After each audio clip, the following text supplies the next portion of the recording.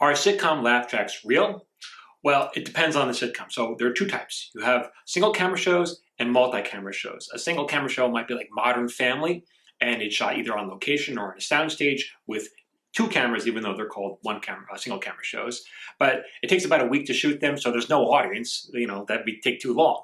And they're lit, they're very cinematic. They look like movies because they can take more time to light to shoot them. And so those don't have laugh tracks.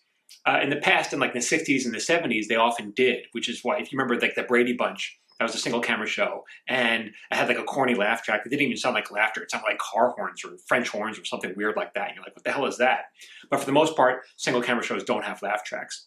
And there's multi-camera shows like The Big Bang Theory or Friends, and those are shot live before a studio audience on a sound stage, and it's very much like theater. So you have people in the audience, like 100 people in the audience, and if they were to look up, they would see that they have microphones over their heads every 20 feet or so. And so that's recording their laughter, and those laughters, that laughter is real. We use it in the show. So we might shoot a scene, let's say 5 or 6 times. Obviously, in the first take, the laughter is going to be bigger than on their 6th time because they've already heard it 100 times. They're not going to laugh as much. So we might use the 6th take to put in the episode, but we'll use the laugh track from the first. So, but it's real. Now you may say, well, I'm watching the show at home and none of it seems funny, so why is anybody laughing? Well, when you bring an audience in, it's like live theater. Their favorite actor is only like a couple feet in front of them, and it's exciting, and the laughter is contagious, and it's just a fun, festive environment. So you're much more likely to laugh in an environment like that. So those people are laughing legitimately. At home, you're watching on your phone, on the computer, you're alone, you're not going to laugh as much. So the bar is a little different, but that laughter is real. Sometimes you'll hear like 5 or 6 people laughing, like during a joke, and you're like, what's that about?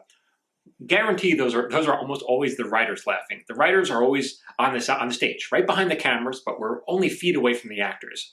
And so we'll laugh for a number of reasons. Sometimes it just strikes us as funny because the actor might do something a little differently than they've been doing all week in rehearsal, and that surprises us and makes us laugh, and it's a little subtle, and maybe the rest of the audience doesn't pick up on it, which is why they're not laughing. Sometimes we laugh just to help out the actors because they are literally feet away from us. And if they were to look at us and we're stone-faced, like that affects their performance. That drains their energy. It's a bummer. It's almost rude not to laugh. So we goose it a little bit to, encourage them and help them, be better at their jobs. Sometimes the laughter is not real at all. Sometimes we're just standing next to our boss and like the network executive, and we have to laugh just so we don't seem like idiots. Isn't that funny? Sometimes we're laughing.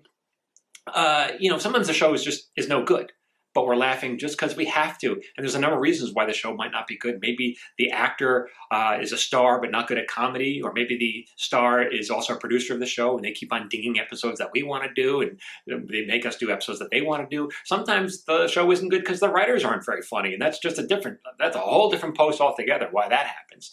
But for the most part, the laughter is definitely real. For more on what it's like to work in television, you can subscribe and follow at Michael Jatman Writer.